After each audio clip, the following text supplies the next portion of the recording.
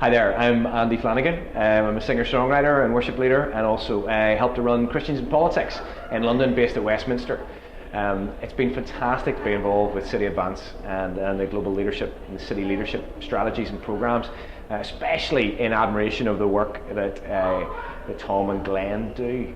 I think for me they are perfect examples of people that I call straddlers. People who aren't just stuck in one sphere, who aren't just stuck on one mountain of culture, but actually intentionally straddle between the two. But it's a very difficult job, because rarely will people pay you to do that job. Rarely will people give you any status. There's only so far, when you're straddling two mountains, there's only so far you can get up either mountain. But you do a really important job of interaction and translation, more importantly, between the spheres. I see that happening in my work with politics. It's my job to help build a bridge between the church and the world of politics, and to help people across the bridge, to help people, train people to put steel in their spine theologically as they get involved in politics, but also sometimes to do translation between the world of politics and the church. This idea of straddling is really important. It's never been so clear to me that straddling is important. We had a meeting once at Lambeth Palace, which is where the Archbishop of Canterbury lives and works, a few years ago, and it was after the global financial crash of 2008. And a lot of the leaders of the big banks and the big financial services authorities were brought round the table. And I hoped it was going to be, like a group confession type thing. But actually what happened was quite startling. One of the gentlemen, who shall remain nameless, said, well, we've got to remember that this financial crisis wasn't a moral crisis. It was an economic crisis. And there's a few heads around the table going, oh, I'm not too sure about that's actually true. And then later on somebody said, yeah, we've got to remember that in the last 30 years there have been very few losers.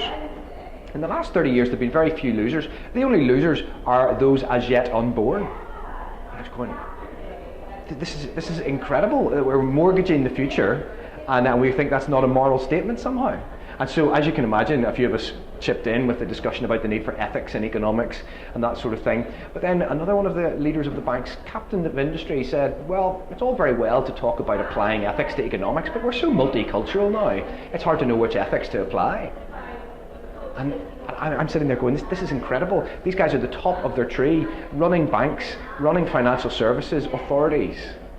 And they're sitting around a table speaking to the Archbishop of Canterbury in Lambeth Palace after the most embarrassing financial crash of the century. Goodness knows what they were saying 6 months ago at the top of a skyscraper in Canary Wharf. And for me, that underlined the need for straddling. That actually this problem had happened because the only people who were allowed to speak into the world of economics were economists. They weren't getting any outside input from any of the other spheres. Those relationships were not being built. And for me, that's convinced me, along with many other things in politics and media and the arts, that actually we need this infiltration of those from within the church, outside the church four walls. We need to be out there in the marketplace, building those bridges, doing that translation to make sure that siloing, make sure that separation can never happen again.